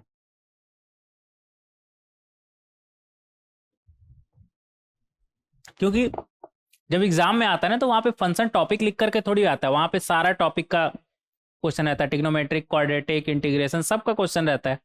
तो आप कोई बच्चा ये भी तो उठ के बोलेगा ना कि हम इसे नॉर्मल एक ब्रैकेट ट्रीट कर रहे थे, तो इसलिए ये अलग से लिख देता है, और सही भी है, लिखना भी चाहिए। तो अभी फंक्शन का क्वेश्चन हम सॉल्व कर रहे हैं, तो अंडरस्टूड है कि हाँ इसका मतलब box of x related cheese function है, और फ्रैक्शनल पार्ट करली ब्रेसेस हमारा फ्रैक्शनल पार्ट फंक्शन है। समझ रहे हैं, इसलिए लिखता है। ठीक है, क्वेश्चन पे आते हैं। क्वेश्चन में हमसे क्या बोल रहा है कि फ्रैक्शनल पार्ट कहाँ गया, फ्रैक्शनल पार्ट हमारा कितना बोल रहा है 2/3, और क्या बोल रहा है, एंड यहां पर क्या दिया हुआ है, x plus fractional part of x। और अच्छा देखिएगा यहाँ पर ये 100 टाइम्स बोल रहा है ना, हम बोल रहे हैं 100 टाइम्स नहीं, 10,000 टाइम्स, 10 लाख टाइम्स रहता है। अब बस इस बात को समझिए कि यहाँ से यहाँ तक जो हमारा बॉक्स ऑफ एक्स है, वो आएगा हमारा एक इंटीजर, चाहे जो भी इंटीजर हो, जो भी इंटीजर हो, और इक्वल टू 5 लिखा है। अब देखिए, फ्रैक्शन पार्ट ऑफ एक्स में इंटीजर ऐड करने से कोई फर्क पड़ता है क्या? थोड़ी देर पहले भी इस पे बात किए थे ना, इधर भी कहीं पे बात किए थे इसके बारे में। हाँ, यहाँ पर आपको बताया ना कि फ्रैक्शन पार्ट ऑफ एक्स में इंटीजर ऐड करने पे कोई फर्क नहीं पड़ता है। यहाँ पर देख सकते हैं 0.2, 0.2 प्लस 1, 0.2 प्लस 3, सबका फ्रैक्शन पार्ट हमारा क्या आएगा? 0.2 ही आएगा। समझ रहे हैं कहने का मतलब? 0.2 या फिर 0.2 प्लस 100 भी आप कर दीजिए, या फिर 0.2 प्लस 10 का पावर 10 भी कर दीजिए। अगर इंटीजर ऐड हो रहा है तो उससे कोई फर्क नहीं पड़ेगा, एट द एंड इसका वैल्यू हमारा क्या आएगा? 0.2 ही आएगा। तो यहां पर भी सेम चीज है, तो यहां से हम ये बोल सकते हैं box of x plus fractional part of x का वैल्यू 5। कोई दिक्कत? कोई दिक्कत नहीं। अब इधर आ जाएंगे, ऐसा करते हैं ना, एक्स को हम क्या लिख सकते हैं? एक्स इंटीजर प्लस फ्रैक्शन से मिलके बनता है, तो इंटीजर प्लस फ्रैक्शन, और पहले से भी एक फ्रैक्शन है, इक्वल टू 5। ऐसा लिख सकते हैं? लिख सकते हैं। तो यहां से हमें क्या मिलेगा? अच्छा, ये एक इंटीजर है, बॉक्स ऑफ एक्स इंटीजर है, बॉक्स वैल्यू में इंटीजर ऐड करने पर हम अलग से उसे लिख सकते हैं। तो यहां से ये बोल सकते हैं हम, कहाँ गया? हाँ, बॉक्स ऑफ, पहले इसे लिख लेते हैं। यहां से हमें मिलेगा 2 times of fractional part of x plus box of x equal to 5। देखिए, जैसे इसमें इंटीजर ऐड करने पर इंटीजर को हम इग्नोर मार देते हैं, उसी तरह बॉक्स ऑफ एक्स प्लस आई में हम इसे ऐसे लिख सकते हैं, बॉक्स एक्स पहले फिर इंटीजर बाद में। बोले तो 4.2 और 4 है, तो इसका बॉक्स वैल्यू आप ऐसे लिख सकते हैं, 4.2 का बॉक्स वैल्यू निकाल लीजिए और उसमें 4 था ना, 4 ऐड कर दीजिए। कोई दिक्कत? कोई दिक्कत नहीं। और इस पर थोड़ी देर पहले भी हम बात किए ना, थोड़ी देर पहले ही बात की, और थियोरेटिकल कंसेप्ट जब कवर कर रहे थे तो वहां पे ही बात किए थे। तो यहाँ पर भी वही चीज लगा सकते हैं क्या? ये क्या बनेगा हमारा? Box of 2 times of fractional part of x, और ये एक इंटीजर ही है, हमारा बॉक्स वैल्यू इंटीजर ही होता है, तो उसे हम अलग से ऐड कर लेते हैं। ठीक है, इक्वल टू 5। अब देखिएगा यहाँ पर फ्रैक्शनल पार्ट ऑफ एक्स का वैल्यू आपको पता है ना, 2/3, तो वो वैल्यू यहाँ पे रख देंगे इधर से, box of x equal to 5। तो ये कितना बन जाएगा? 4/3। 4/3 1 पॉइंट समथिंग आएगा, 1 पॉइंट समथिंग का बॉक्स वैल्यू हमारा क्या आता है? 1। तो यहाँ से क्या आ गया? 1 plus box of x equal to 5। बोले तो बॉक्स ऑफ एक्स आपका क्या आ जाएगा? 1 उस तरफ जाएगा तो 5 माइनस 1, बोले तो 4। तो फाइनली आपका बॉक्स ऑफ एक्स 4 आ चुका है, और फ्रैक्शनल पार्ट ऑफ एक्स हमें क्वेश्चन में तो गिवन ही था 2/3। तो अगर एक्स का बात करें तो एक्स हमारा क्या होता है? Integer plus fraction. बोले तो ऐसे चाहे तो आप लिख सकते हैं इंटीजर प्लस फ्रैक्शन। बोले तो 4 प्लस 2/3 कितना आ जाएगा? 14/3। अब ऑप्शन पे आते हैं, ऑप्शन में क्या बोल रहा है? अच्छा, ये ऑप्शन ही 14/3 है, तो ये ऑप्शन हमारा करेक्ट हो जाएगा। बॉक्स ऑफ एक्स 5 नहीं 4 आ रहा है ना, तो ये नहीं होगा। एक्स 17/3 नहीं, तो ये दोनों गलत।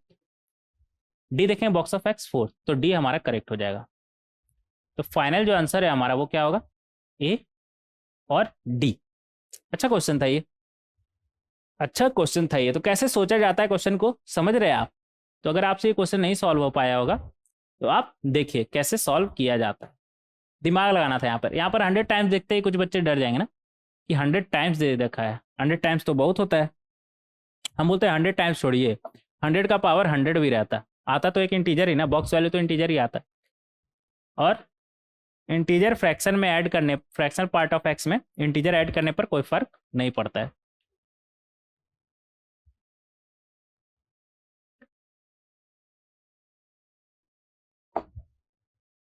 आगे बढ़ेंगे, क्वेश्चन नंबर 8 क्या बोल रहा है हमसे? The sum of integral values of the elements in the domain of f x.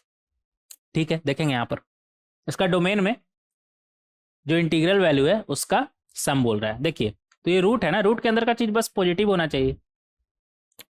Base कितना है, हाफ, और इधर क्या है 3 माइनस एक्स। लॉग का आपको चिंता करने का जरूरत नहीं है। लॉग के लिए आपको बस क्या देखना रहता है कि नंबर हमारा पॉजिटिव हो, क्योंकि लॉग पॉजिटिव के लिए हमारा डिफाइंड है। तो यहाँ से बस एक चीज आप ध्यान रखिएगा, ये आपका कैसा होना चाहिए, ग्रेटर देन इक्वल टू 0 चलेगा।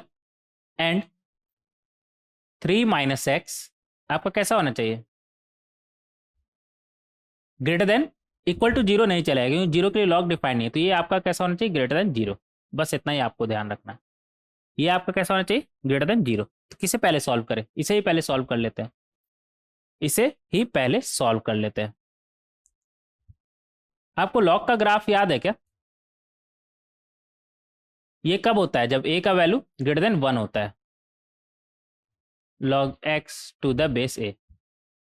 और ये वाला ग्राफ कब होता है, जब, अच्छे से बनाएंगे, जब a का वैल्यू आपका 1 और 0 से बीच में होता है, y equal to log x to the base a। ये पॉइंट 1,0, ये पॉइंट 1,0, मतलब log का वैल्यू 0 कहाँ पर होता है, x इक्वल टू 1 पे। जब नंबर हमारा 1 हो उसका आप log लेंगे तो log वैल्यू आपका क्या आएगा, 0। अब यहाँ पर बेस कितना है, हाफ, मतलब 0 से 1। तो ये वाला ग्राफ देखेंगे, ठीक है। तो हमें ये चाहिए पॉजिटिव, तो पॉजिटिव कहाँ पर आ रहा है, आपको दिख नहीं रहा है क्या, 1 के पहले। कब आ रहा है, 1 के पहले आ रहा है। 1 के बाद अगर 1 से बड़ा ले x का वैल्यू, तो इस log का वैल्यू तो हमारा निगेटिव आने लगेगा, समझ रहे हैं।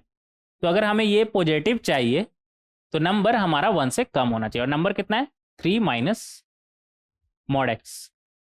तो ये हमारा कैसा होना चाहिए, less than equal to 1, less than equal to 1।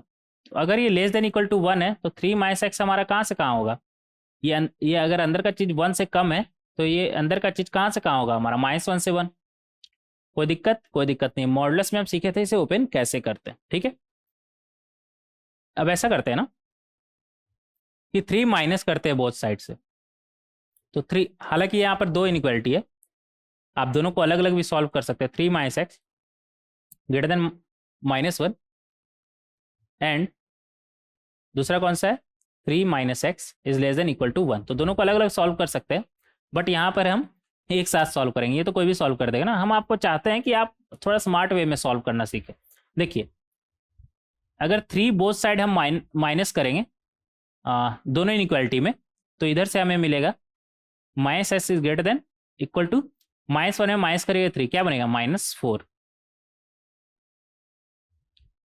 और इधर माइनस करेंगे -3, तो ये बनेगा हमारा -2। तो माइनस एक्स हमारा कहाँ से कहाँ चल रहा है, -4 से -2। तो x कहाँ से कहाँ चलेगा, माइनस साइन मल्टीप्लाई करें तो माइनस साइन मल्टीप्लाई करने पर इक्वलिटी चेंज हो जाता है। तो इधर सबसे पहले अगर इधर वाले को देखें तो -4 is greater then -x is greater then -4, तो x इज लेस देन 4 आ जाएगा ना, इनइक्वालिटी साइन चेंज हो जाता है माइनस से मल्टीप्लाई करने पर। और इधर आप माइनस से मल्टीप्लाई करेंगे तो अभी लेस देन है ना x, तो ग्रेटर देन हो जाएगा हमारा 2 से, माइनस से मल्टीप्लाई करेंगे तो इस तरीके से स्मार्ट वे में थोड़ा सा सोचिए। और आप चाहे तो दोनों को अलग अलग भी सॉल्व कर सकते हैं। यहाँ से क्या आ जाएगा, अगर इसे सॉल्व करेंगे तो यहाँ से आ जाएगा x is less than equal to 4, और यहाँ से x को उस तरफ भेजिए तो ये आ जाएगा x is greater than equal to 2। तो वही चीज हो गया ना, x is greater than equal to 2 and x is less than equal to 4। तो आप दोनों को अलग अलग सेपरेट सॉल्व कर सकते हैं, या फिर डायरेक्ट स्मार्ट वे में भी आप चाहे तो सॉल्व कर सकते हैं, ठीक है। वो धीरे धीरे प्रैक्टिस से आपको आ जाएगा, अगर आपको ये डायरेक्ट सॉल्व करना नहीं आता है तो, मतलब दोनों इनइक्वालिटी को हम एक साथ लेके चल रहे हैं। हाँ, तो इस तरीके से हम समझ सकते हैं। तो x का वैल्यू हमारा कहाँ से कहाँ आ गया, 2 से 4। अभी हमारा काम नहीं हुआ है, अभी ये भी हमें चेक करना है कि ये पॉजिटिव हो। तो मॉडुलस वैल्यू तो हमारा हमेशा पॉजिटिव होता है। मॉड हमारा कहाँ से कहाँ होता है, 0 से इन्फिनिटी। मॉड तो हमेशा आपका पॉजिटिव होता है, समझ रहे हैं, 0 से इन्फिनिटी। मॉड का वैल्यू मॉड एक्स का ग्राफ आपको याद है, इधर बना लेंगे, 0 से इन्फिनिटी। और हमें कैसे चाहिए, ग्रेटर देन 0 चाहिए, मतलब एग्जैक्टली 0 भी नहीं चाहिए, एग्जैक्टली जीरो नहीं चाहिए। तो देख लीजिए एक्स का किस वैल्यू पे एग्जैक्टली ये जीरो हो रहा है, तो ये तो ऑलवेज पॉजिटिव है हमारा। बस देख लीजिए कि जीरो एक्स का किस वैल्यू, वैसे तो डायरेक्ट दिख रहा है, 3 रखिए तो जीरो हो जाएगा ना। यहाँ से बोल सकते हैं 3 माइनस एक्स, बस आपका जीरो ना हो, तो एक्स आपका 3 ना हो। यहाँ से क्या है, एक्स नॉट इक्वल टू 3। तो जो फाइनल एक्स होगा हमारा डोमेन में, डोमेन का अगर बात करें तो वो क्या हो जाएगा, एक्स बिलोंग्स टू 2 से 4 माइनस 3। कोई दिक्कत, कोई दिक्कत नहीं। डोमेन ऑफ फंक्शन हमारा क्या आ जाएगा, एक्स बिलोंग्स टू 2 से 4 माइनस 3। तो 2 से 4 के बीच अगर इंटीग्रल वैल्यू का बात करें तो वो हमारा क्या क्या आ जाएगा, 2 आ जाएगा। 3 तो हमें लेना नहीं है, इस डोमेन में है ही नहीं। और 4, सिर्फ 2 वैल्यू आएगा हमारा इंटीग्रल। तो इंटीग्रल वैल्यू का बात करें तो वो 2 और 4, और इसका सम पूछा है, तो सम हमारा क्या आ जाएगा, 2 प्लस 4 कितना होता है, 6 होता है ना, तो 6 आ जाएगा। तो इस तरीके से आप सॉल्व कर सकते हैं। तो इसका आंसर क्या आ गया हमारा, 6। अच्छा क्वेश्चन था ये। हाँ देखिए, मुझे जहां तक लगता है कि इसमें अगर आपको गलती करने का चांस होगा तो यहाँ पर हो सकता है कि ये वाला कोई केस अगर ना लेकर के चले, जबकि 3 नहीं होगा, क्योंकि 3 हुआ तो 3 के लिए तो लॉग ही डिफाइंड नहीं होगा, तो अंदर पॉजिटिव नेगेटिव तो दूर का बात है, लॉग ही डिफाइंड नहीं है। समझ रहे हैं।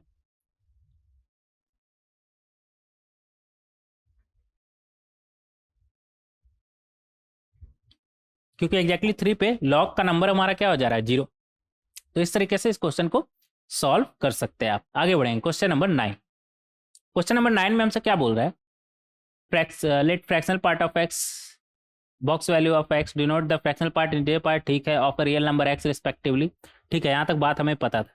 आगे क्या बोल रहा है कि इसे सॉल्व करिए। ठीक है, देखेंगे कैसे सॉल्व करते हैं इसे।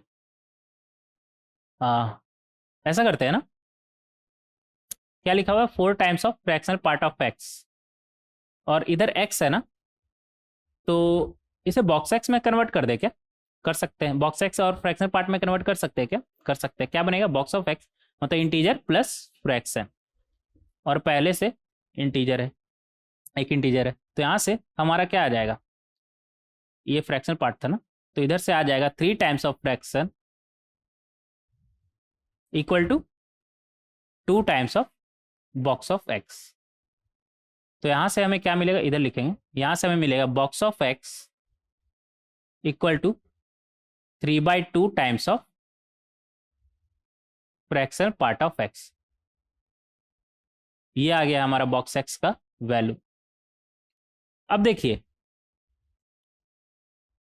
फ्रैक्शनल पार्ट ऑफ एक्स कहां से कहां हो सकता है हमारा, 0 से 1 चलता है, इसका वैल्यू 0 से 1 हो सकता है। तो अगर बॉक्स एक्स का बात करें तो वो कहां से कहां हो, 0 से मल्टीप्लाई होने पे 0 ही बनेगा, और ये 1 से मल्टीप्लाई होगा तो 3/2, 3/2 बोले तो 1.5। तो बॉक्स एक्स का वैल्यू 0 से 1.5 तक है, मतलब बॉक्स एक्स क्या है, बॉक्स एक्स इंटीजर होता है ना, तो बॉक्स एक्स आपका क्या क्या हो सकता है, 0 हो सकता है, और 0 से 1.5 तक ना 1 भी हो सकता है। बॉक्स एक्स का वैल्यू आपका क्या क्या हो सकता है, 0 और 1 लिखेंगे यहाँ पर, 0 और 1। और बॉक्स एक्स अगर आपका 0 हुआ तो फिर फ्रैक्शनल पार्ट का अगर बात करें तो यहाँ से देख सकते हैं कितना है, 2/3 ऑफ बॉक्स ऑफ एक्स, तो 2/3 ऑफ 0 क्या आएगा, 0।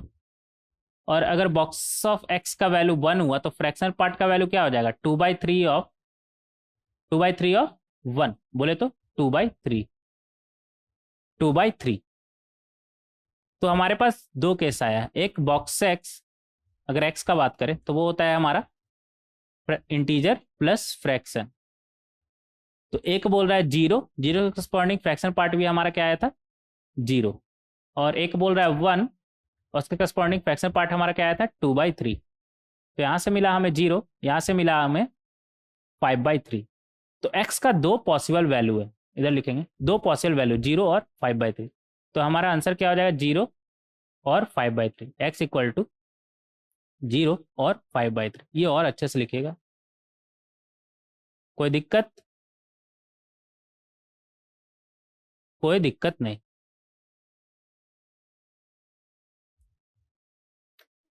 कोई दिक्कत नहीं। तो इस तरीके से आप सॉल्व कर सकते हैं। आगे बढ़ेंगे क्वेश्चन नंबर 10। क्वेश्चन नंबर 10 को कैसे सॉल्व करेंगे, ये इस लेक्चर वीडियो का मुझे लगता है कि सबसे अच्छा क्वेश्चन है। थोड़ा दिमाग लगाइए इसमें, आप खुद से दिमाग लगाइए, खुद से दिमाग लगाइए। ये इस लेक्चर वीडियो का सबसे अच्छा क्वेश्चन है। कैसे देखेंगे यहाँ पर क्या बोल रहा है हमसे क्वेश्चन में, the set of real values of x satisfying the equation. मतलब एक्स क्या है हमारा, हमें किसका सेट चाहिए, वो एक्स का जो इस इक्वेशन को सेटिस्फाई कर रहा है, ठीक है। Where box x denote greater integer function, ये हमें मालूम है, belongs to the interval. Interval क्या बोल रहा है, open bracket a comma b upon c close bracket, where a b c हमारा क्या है यहाँ पर natural number and b by c is in its lowest form. अच्छा, b by c lowest form में, मतलब उसको फर्दर आप कॉमन, फर्दर दोनों b और c के बीच भी कुछ भी कॉमन नहीं है, ठीक है। Find the value of a plus b plus c plus a b c. तो हमें ए बी सी का सम और ए बी सी का प्रोडक्ट और उन दोनों का फिर सम चाहिए। अब यहां पर एक बात का ध्यान दीजिए, ये तो बाद में देखेंगे, ये तो सेट आया ना, वो एक्स आया हमारा जो इस इक्वेशन को सेटिस्फाई कर रहा है। तो सबसे पहले वो एक्स तो पता चले जो इस इक्वेशन को सेटिस्फाई कर रहा है, समझ रहे हैं। तो पहले हम वो एक्स पता करेंगे, इस पे बाद में आएंगे एबीसी हमारा क्या है। तो यहां पर क्या लिखा हुआ है हमारा, 3/x, इधर लिखेंगे 3/x का बॉक्स वैल्यू 4/x का बॉक्स वैल्यू इक्वल टू 5। अब कुछ कुछ बेसिक बात पहले ही कर लेते हैं। यहां पर x निगेटिव हो सकता है क्या, नहीं, नहीं हो सकता। क्यों, क्योंकि देखिए अगर x निगेटिव हुआ तो ये बॉक्स वैल्यू, निगेटिव का बॉक्स वैल्यू क्या होता है, निगेटिव, निगेटिव का बॉक्स वैल्यू निगेटिव, ये अंदर वाली चीज फिर निगेटिव हो जाएगा ना। तो निगेटिव निगेटिव कहीं 5 आएगा क्या हमारा, नहीं आएगा। तो x पॉजिटिव ही होगा, तभी बॉक्स वैल्यू उन दोनों का, इन दोनों का बॉक्स वैल्यू का सम हमारा 5 होगा, और कोई उपाय नहीं है, समझ रहे हैं। और पॉजिटिव होगा तभी इन दोनों का बॉक्स वैल्यू हमारा क्या होगा, 5। तो x यहां पर निगेटिव नहीं हो सकता, इतना कंफर्म है, ठीक है। आगे बढ़ेंगे अब इन दोनों का सम हमें क्या बोल रहा है, इधर लिखेंगे, इन दोनों का सम हमसे क्या बोल रहा है, इधर लिख लेते हैं 3/x प्लस ये वाला ओके, ये वाला नॉट ओके, यहां पर लिख लीजिएगा 4/x का वैल्यू क्या बोल रहा है हमसे 5। देखिए बॉक्स वैल्यू हमारा क्या होता है, एक इंटीजर, मतलब दो इंटीजर का सम 5। तो ये इंटीजर हमारा क्या क्या हो सकता है, ये 0 हो जाए, ये 5 हो जाए, ये 1, ये 4, ये 2 और ये 3, ये 3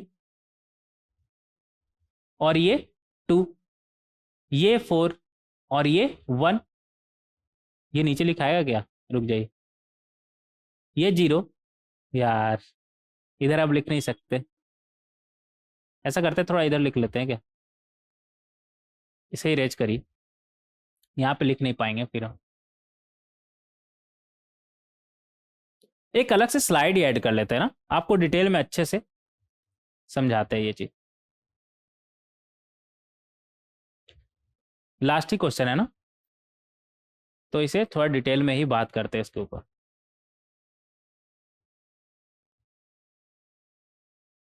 हाँ देखिए क्या था हमारा, 3/x का बॉक्स वैल्यू प्लस 4/x का बॉक्स वैल्यू इक्वल टू 5।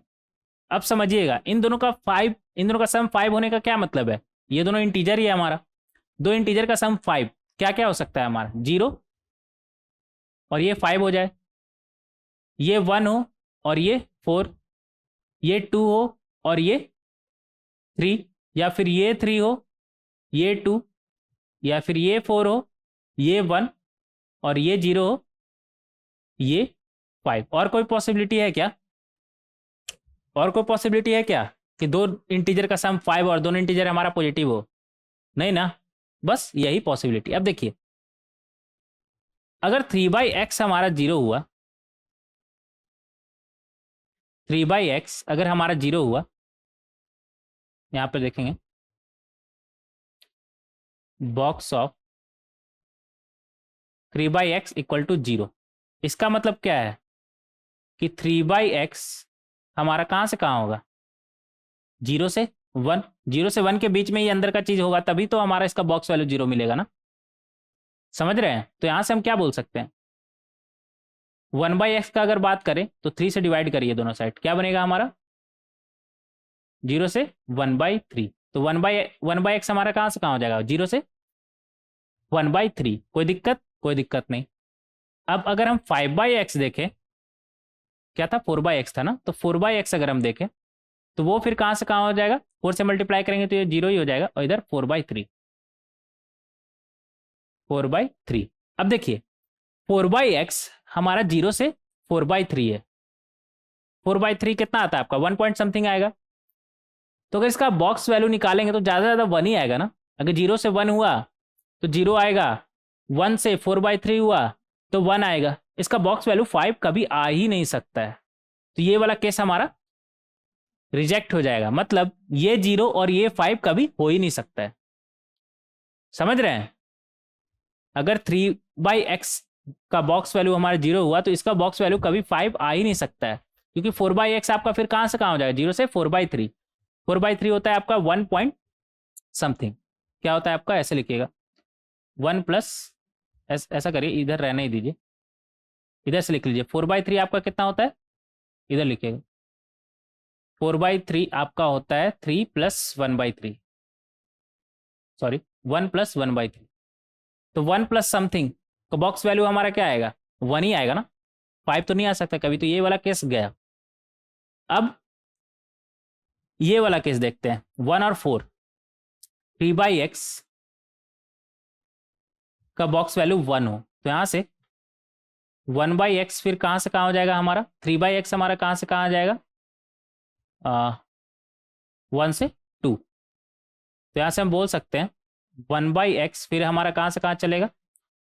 3 से डिवाइड करिए तो ये चलेगा 1/3 से 2/3, 1/3 से 2/3। तो अगर 4/x का बात करें तो फिर वो कहां से कहां चलेगा? 4/3 से 8/3। तो इसका 4/x का मैक्सिमम वैल्यू हमारा कितना आ रहा है? 8/3। एग्जैक्टली 8/3 नहीं आ रहा है, 8/3 से थोड़ा कम ही, मतलब ज़्यादा से ज़्यादा 8/3 से हल्का कम, क्योंकि ओपन ब्रैकेट है ना। तो 8/3 होता है आपका 2 पॉइंट समथिंग। तो 2 पॉइंट समथिंग का आप बॉक्स वैल्यू भी लेंगे तो कभी 4 आ सकता है क्या? 4 आने के लिए 4/x का वैल्यू आपका क्या होना चाहिए? 4 और 5 के बीच, और ये तो 8/3 पे सरेंडर कर दे रहा है। 4/x का वैल्यू यहाँ से क्या आ रहा है? 8/3, बोले तो 4 से कम आ रहा है हमारा, तो ये कभी भी वैल्यू हमारा 4 नहीं होगा। तो ये वाला भी केस रिजेक्ट। समझ रहे रिजेक्ट क्यों हो रहा है? क्योंकि यहाँ से 4/x का रेंज हमारा ये आ रहा है, जबकि ये बोल रहा है कि इसका बॉक्स वैल्यू 4 है। अगर इसका बॉक्स वैल्यू 4 है तो 4/x फिर हमारा 4 से 5 होना चाहिए, जबकि 4 से 5 तो है ही नहीं हमारा, 4 से 5 इसमें नहीं है ना। तो इस वजह से ये रिजेक्ट हो जा रहा है। थर्ड नंबर देखेंगे, 3/x का बॉक्स वैल्यू इक्वल टू 2। तो 3/x का बॉक्स वैल्यू 2 है, तो 3/x आपका कहां से कहां चलेगा? 2 से 3। तो यहां से 1/x आ जाएगा हमारा 2/3 से, 3 से डिवाइड करेंगे तो क्या आ जाएगा? 1।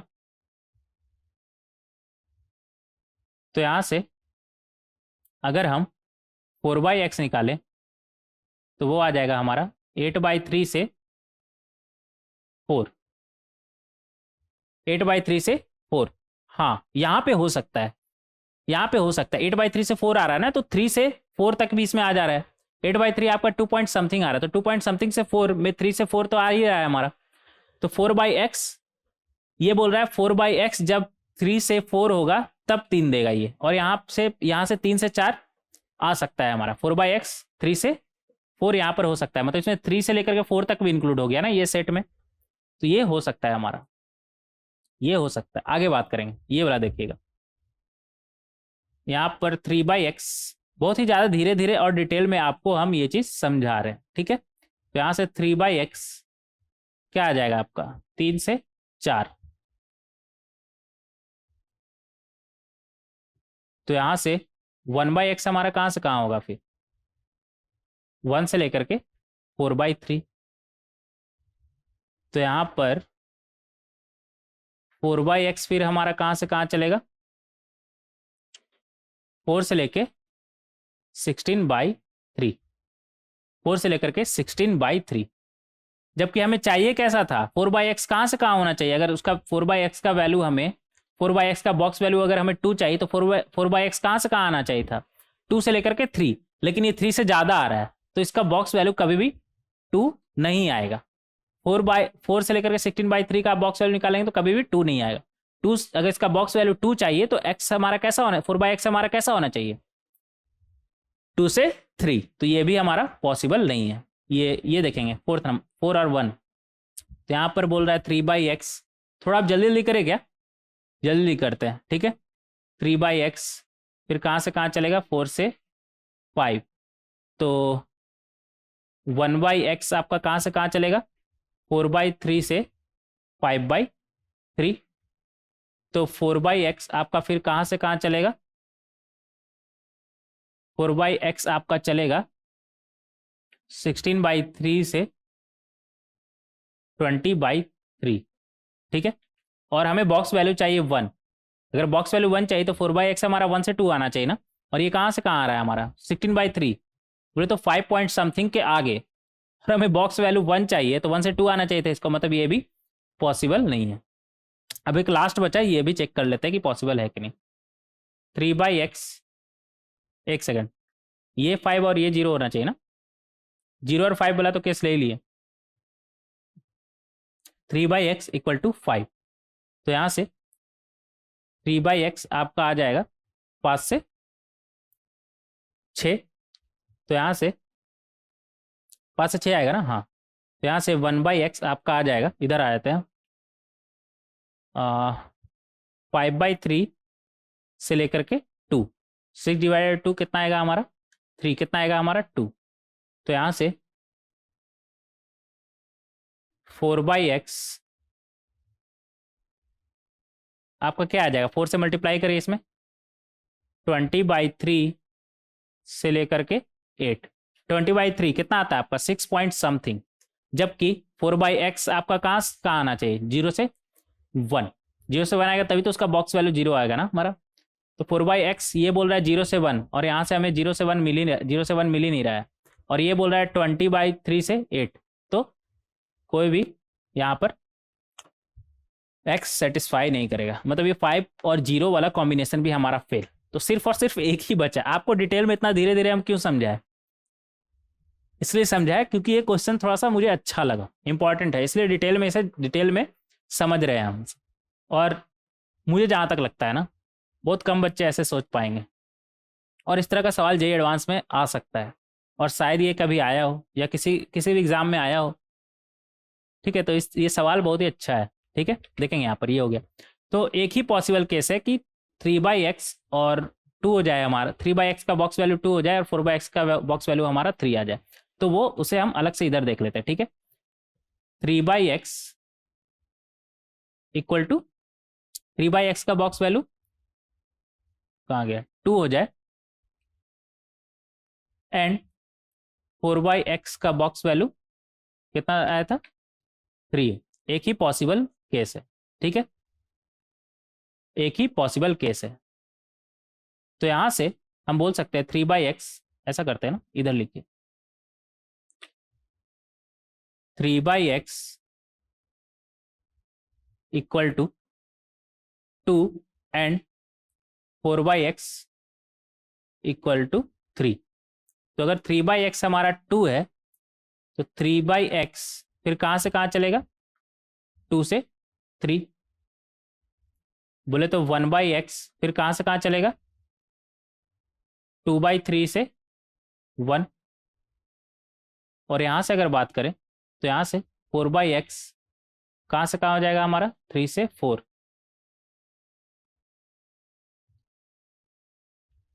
बोले तो 1/x फिर कहाँ से कहाँ चलेगा,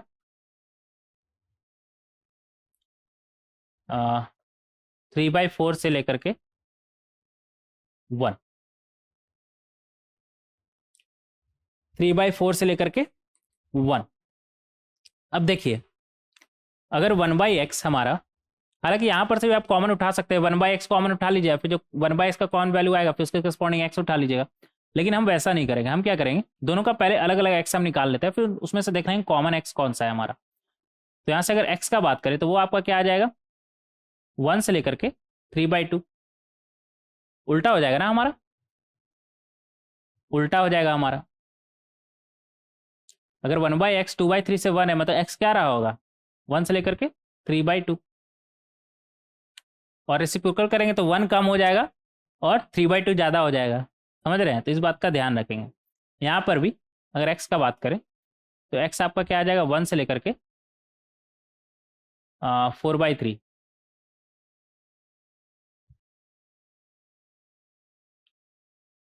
4/3।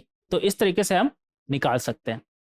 अब हमें क्या करना है, वो x देखना है जिसके लिए ये 2 हो और इसके लिए 3 हो, मतलब इन दोनों में कॉमन x का वैल्यू देखना है। समझ रहे हैं, क्योंकि आप कोई एक ऐसा x उठा लिए जिसपे ये तो 2 हो रहा हो लेकिन ये 3 नहीं हो रहा हो, तो वो x हमें नहीं उठाना है, हमें वो x उठाना है जिसपे ये 2 हो रहा हो और इस पे ये 3 हो रहा हो, मतलब कॉमन x उठाएंगे। इन दोनों में जो कॉमन x होगा उस कॉमन x पे यही हमारा 2, ये 2 होगा और ये 3 होगा। समझ रहे हैं, तो कॉमन x कैसे उठाएंगे, देखेंगे यहाँ पर एक बोल रहा है कि हम 1 से 1 एक्सक्लूड है ना, 1 से लेकर के 3/2 है, ठीक है, 3/2 इंक्लूड है, 3/2। और एक बोल रहा है 1 से लेकर के हम कहाँ है, 4/3, 4/3 और 3/2 में बड़ा कौन होगा वो पहले चेक कर लीजिए, 4/3 और 3/2 है ना, तो दोनों में बड़ा कौन सा होगा हमारा, कैसे चेक करते हैं, इसको इससे मल्टीप्लाई करें, इसको इससे मल्टीप्लाई करें, तो 4 को 2 से मल्टीप्लाई करेंगे 8, 3 को 3 से मल्टीप्लाई करेंगे 9, तो 9 बड़ा ना, राइट वाला बड़ा, तो राइट वाला हमारा बड़ा हो जाएगा।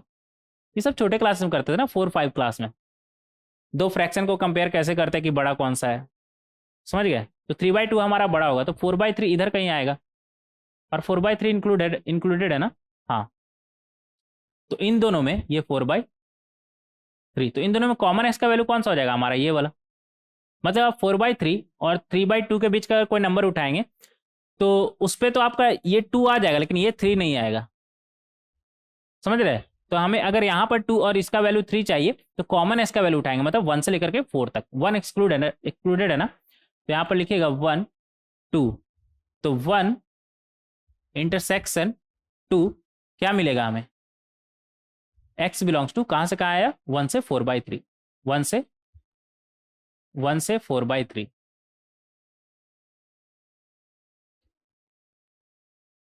1 से 4/3। कोई दिक्कत, कोई दिक्कत नहीं,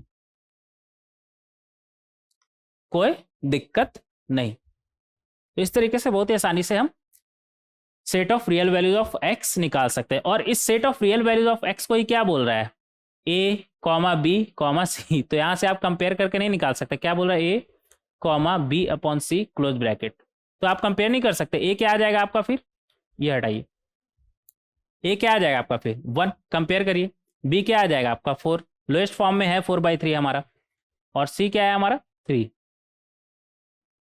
लोएस्ट फॉर्म मतलब अब इसे आप कैंसिल नहीं कर सकते, मतलब मान लेते हैं इसमें ऊपर भी 2 रहता और नीचे भी 2 रहता, तो ये लोएस्ट फॉर्म नहीं है, 2 और 2 आप कैंसिल करते फिर 4/3 आता। अब इसे आप फर्दर दोनों में कुछ कॉमन नहीं निकाल सकते हैं, तो ये हमारा फिर लोएस्ट फॉर्म ही हो गया। तो इस तरीके से आप निकाल सकते हैं। तो ABC हमारा निकल गया। हमसे पूछा क्या था, हमसे पूछा है A+B, क्या पूछा है, A+B+C प्लस A×B×C का वैल्यू पूछा है। तो A कितना आया हमारा 1, B कितना आया 4, C कितना आया 3, और A कितना था हमारा 1, B 4 और C 3। ये कितना बनेगा हमारा, 4 3 7 1 8, और इधर 4 × 3 12, ये प्लस अच्छे से लिखिएगा 12, तो कितना हो गया आपका 20 आंसर। कैसा क्वेश्चन था? अच्छा क्वेश्चन था ना ये? अच्छा क्वेश्चन था ना ये हमारा? तो इस तरह का सवाल पूछने का चांसेस रहता है कि आपका एग्जाम में पूछे।